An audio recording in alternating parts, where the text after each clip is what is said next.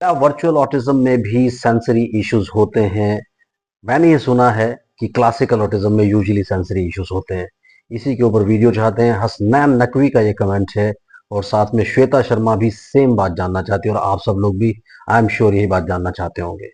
Channel को subscribe कीजिए, like कीजिए, शेयर कीजिए, पूरी दुनिया में फैला दीजिए। मुझसे कंसल्ट करने के लिए 8168790299 डायल कर सकते हैं। +91 जरूर लगाएं अगर आप इंडिया के बाहर से कॉल कर रहे हैं। तो चलिए बात करते हैं कि क्या वर्चुअल ऑटिज्म में भी सेम सेंसरी इश्यूज होते हैं जैसे क्लासिकल ऑटिज्म में होते हैं।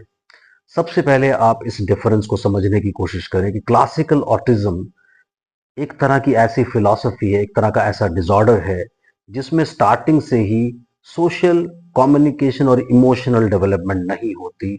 बच्चा बिल्कुल इनडिफरेंट होता है। आपको पता लगेगा कि स्टार्टिंग में आप फील करते रहोगे शायद उसे हियरिंग लॉस है, उसे कुछ समझ में ही नहीं आ रहा, कुछ चीजें हो ही नहीं रही। उसके अलावा फिर आपको लगेगा कि वो सोशल स्माइल जैसे बच्चों के साथ आप खेलने की कोशिश करते हैं, पालने में झुक करके बात करने की कोशिश करते हैं, वो सब चीजें नहीं आती। उसके बाद जब इमोशनल डेवलपमेंट का टाइम आता है, आप रोएं, चीखें, चिल्लाएं बच्चे के सामने, गुस्सा हो, कुछ भी हो, वो इमोशनली इनडिफरेंट रहता है। यानी उसे कोई फर्क नहीं पड़ता कि उसके सामने गुस्सा हो रहा है, कोई दुखी हो रहा है, किसी को कोई और प्रॉब्लम हो रहा है। ही और she will not react at all. अभी जब आप देखते हैं कम्युनिकेशन वाइज स्पीच डेवलप नहीं होगा, हो भी जाएगा तो it will be like selective one. यानी अपनी मर्जी से कुछ वर्ड्स, कुछ साउंड्स निकाल दिए, मीनिंगफुल या नॉन मीनिंगफुल निकाल दिए, नहीं तो चीजें नहीं निकलेंगी। ऑन द कंट्रारी क्या होता है, क्योंकि ये स्क्रीन से नहीं हुआ, ये स्टार्टिंग से है। और इसमें क्या होगा कि स्टेमिंग के इश्यूज आ सकते हैं, कुछ सेंसरी इश्यूज आ सकते हैं, लेकिन बच्चा यूजुअली आप लोगों से बिल्कुल कांटेक्ट नहीं बनाता है। नीड बेस्ड कम्युनिकेशन भी एज सच नहीं होती है। आप अपनी मर्जी से उनका रूटीन बना करके चीजें उनको दे दें तो दे दें। लेकिन जब वर्चुअल ऑटिज्म की बात आती है, वर्चुअल ऑटिज्म यूजुअली स्क्रीन से ही होता है। यानी वो बच्चे जो होते हैं किसी ना किसी आर्टिफिशियल वर्ल्ड में रहते हैं, रियल वर्ल्ड में नहीं है, वर्चुअल वर्ल्ड में है। और वहां पर क्या होता है, उनको इतनी सारी स्टिमुलेशंस मिलती रहती है, क्योंकि जब आपने स्क्रीन देखा बहुत ज्यादा, यूजुअली मेरी जो बात होती है, अभी मेरी ममता से बात हो रही थी, उसके पहले मेरी श्वेता से बात हुई, सुरेखा से बात हुई। यूजुअली क्या होता है कि ये बच्चे स्टार्टिंग से स्क्रीन देखते रहते हैं। स्क्रीन देखने की वजह से, बहुत ज्यादा स्क्रीन देखने की वजह से क्या होता है, यहाँ पर एक साइकोलॉजिकल फिनोमिना होता है। मैं बार बार आप लोगों को कहने की कोशिश करता हूँ कि आप बहुत ज्यादा कहते हैं ना, कई बार आपको उतना पढ़ाई करना चाहिए जितना पढ़ाई आपके लिए जरूरी है। आपको occupational therapy, speech therapy, neuro developmental physician या पीडियाट्रिशियंस जो होते हैं उनका, इनकी एग्जामिनेशंस के लिए नहीं जाना है। आपको अपने बच्चे के लिए स्टडी करना है।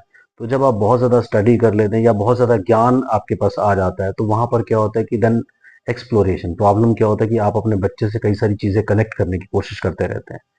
जब बात आ जाती है वर्चुअल ऑटिज्म की, मैं कई बार आप लोगों को बोल चुका हूँ, नीड बेस्ड कम्युनिकेशन बहुत अच्छी होगी, बच्चे बहुत क्लेवर होंगे, अपनी ज़रूरत के सारे काम बड़े अच्छे से कर लेंगे। लेकिन जैसे ही सबसे बड़ी प्रॉब्लम क्या होती है, आप क्या जब अवेयर हो जाते हैं, आप स्क्रीन छुड़वा देते हैं। अब स्क्रीन छुड़वाने के बाद दो तरह का बिहेवियर आता है इनमें। एक बिहेवियर तो आएगा, टोटली विड्रॉ कर लेंगे, लेटे रहेंगे, उल्टे खाना पीना भी धीरे धीरे बंद कर देंगे, दूसरी चीजें आनी शुरू हो जाएंगी, कई सारे और सिम्टम्स आने शुरू हो जाएंगे। लेकिन ज्यादातर क्या होता है, हाइपर एक्टिविटी आ जाती है, स्टिमिंग बिहेवियर्स होते हैं, ऑडिटरी स्टिमिंग होती है, विजुअल स्टिमिंग होती है, वर्बल स्टिमिंग होती है। कुछ ना कुछ बोलते रहेंगे, चीखते रहेंगे, चिल्लाते रहेंगे, गाते रहेंगे कि वो किसी तरीके से आपको इरिटेट करें।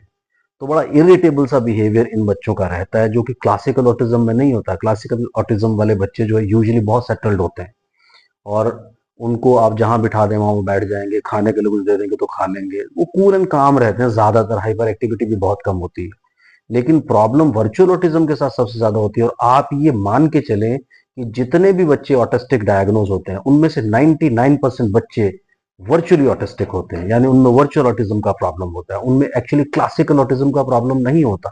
सो ये एक बहुत बड़ी प्रॉब्लम है। डायग्नोसिस के साथ हमेशा आपसे बोलता हूं कि आपके बच्चे मैक्सिमम मिस डायग्नोज हो जाते हैं।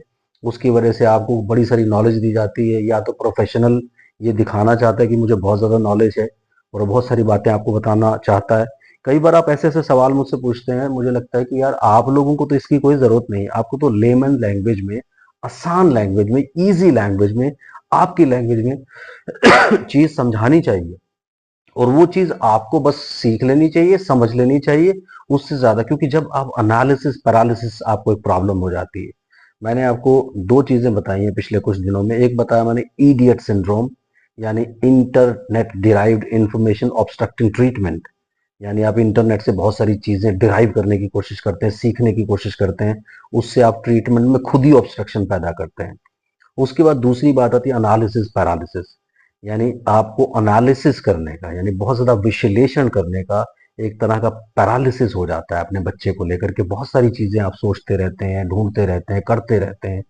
अब कितने सारे लोग हैं एक्टिविटीज बता रहे हैं इंटरनेट पे बैठ करके, यूट्यूब पे बैठा के। सब बच्चे अपने आप में अलग होते हैं, उनके सबके सिम्टम्स अलग होते हैं, सबकी सिवियरिटी अलग होती है, सबकी प्रेजेंटेशन अलग होती है, क्लिनिकल प्रेजेंटेशन अलग होती है, सबकी रिक्वायरमेंट अलग होती है।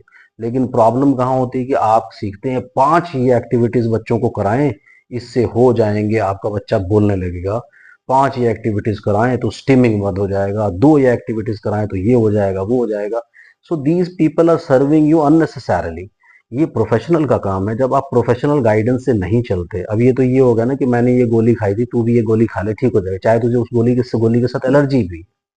तो ऐसी चीजें नहीं करें। ऐसी चीजें करने से सबसे बड़ी प्रॉब्लम किसके लिए होती है? आप अपना टाइम पास करते रहते हो।